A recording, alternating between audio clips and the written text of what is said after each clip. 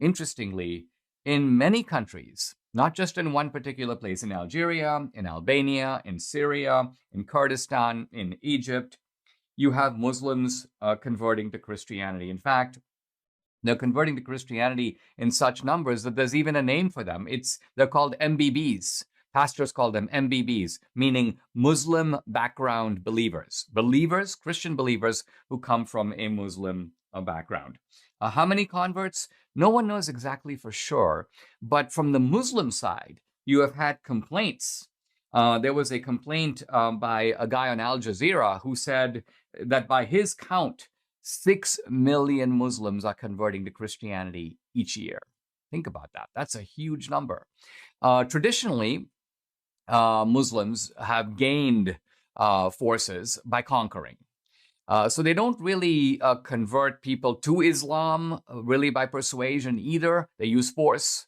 But as I say, very few people convert out. But now that's happening. Now, one of the most why is it happening? Well, one reason it's happening is that people are rebelling, Muslims are rebelling against radical Islam. One pastor in Egypt apparently said that the Islamists, the Muslim Brotherhood president Mohammed Morsi, was, quote, the great evangelist. Why? Because the extremism of his policies told a lot of Muslims, wow, this guy's crazy.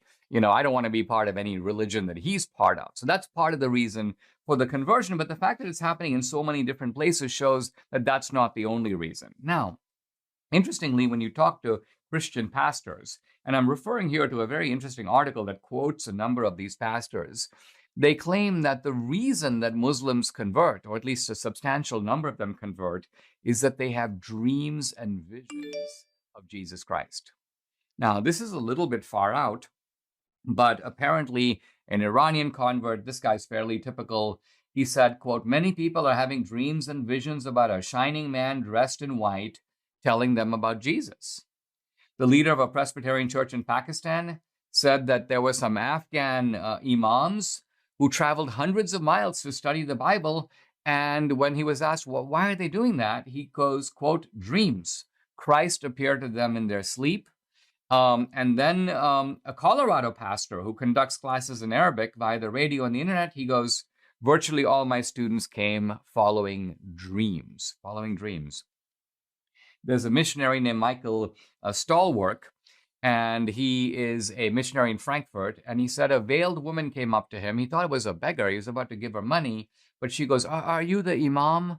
And he said, well, I'm not an imam, but I am the pastor of this church. And she said, well, in that case, you are the right man.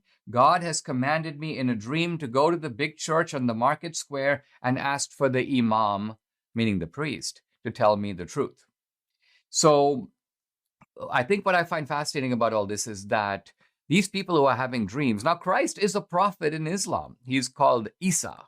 But interestingly, in these dreams, these Muslims are getting the clear idea that it's not Isa, that it's in fact the Christian Christ that they need to be following, and following through the mechanism of the Christian Bible and the Christian church. It's a little bit hard to know what to make about this, but I think it's thrilling for us as Christians to see that Muslims, who are the hardest people in the world to convert, Islam hasn't really lost the force of its original revelation. I don't entirely know what to make about these strange visitations and dreams, but they seem to be real enough to the people who have them to suggest at least the possibility that God is doing some remarkable work in the world through Muslims, pointing them to Christianity.